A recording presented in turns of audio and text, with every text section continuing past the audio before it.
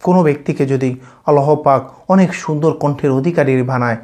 তার কণ্ঠের মধ্যে অনেক মধুরতা আছে, কিন্তু ওই ব্যক্তি তার সমস্ত কণ্ঠের মধুরতা দিয়ে, সুর দিয়ে যদি কোরআন শরীফ, কোরআনে মাজিদ, কোরআনে পাক যদি তেলাওয়াত না করে, রাসূল সাল্লাল্লাহু আলাইহি সাল্লাম বলেন ওই ব্যক্তি আমার উম্মতের অন্তর্ভুক্ত হবে না।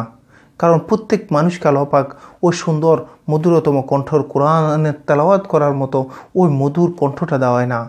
যাদেরকে দেয় তারা যদি তার ওই কণ্ঠের সঠিক ব্যবহারটা না করে, তার কণ্ঠের সমস্ত মাধুর্যতা, মধুরতা, সমস্ত সুর দিয়ে যদি কোরআন শরীফটার তেলাওয়াত না করে, কোরআন মাজিদটা তেলাওয়াত না করে, অবশ্যই সে কাল কিয়ামতের ময়দানে রাসূলের উম্মতের অন্তর্ভুক্ত হইতে পারবে না। এই জন্য আসুন, আমাদেরকে আল্লাহ পাক যতটুকু দিছে, আপনাকে দেয় নাই সেটা আলাদা, কিন্তু যাদেরকে দিছে আমরা সমস্ত কিছু কী করি, গান বাজনা, এই যে বিভিন্ন ধরনের গায়ক, বিভিন্ন ধরনের অশ্লীল ব্যবহারের জন্য আমরা আমাদের কণ্ঠটা ব্যয় করি, কিন্তু নিজের এই কণ্ঠটা, এই সৌন্দর্যতা, এই মাধুর্যতা, এই সুর, সমস্ত কিছু আমরা কি করি না, আল্লাহ রাসূলের জন্য ব্যয় করি না, কোরআন মাজিদ তেলাওয়াতের জন্য আমরা ব্যয় করি না। আর যদি এই কাজটা না করি, আমাদের সুন্দর কণ্ঠটা যদি,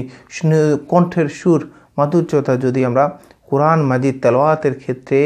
না ব্যবহার করি, কাল কিয়ামতের ময়দানে আমরা রাসূলের অনুসারী বলে নিজেকে পরিচয় দিতে পারবো না। আল্লাহ পাক যেন আমাদেরকে সঠিক বোঝার তৌফিক দান করেন।